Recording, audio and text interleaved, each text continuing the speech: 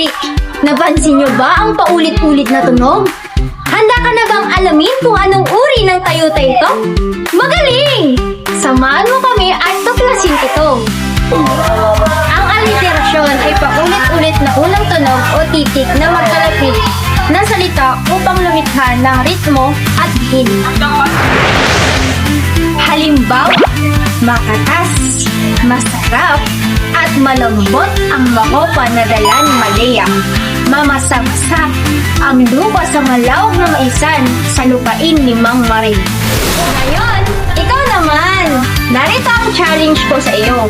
Gumawa ka ng tayutay na literasyon na nagsisimula sa letrang L.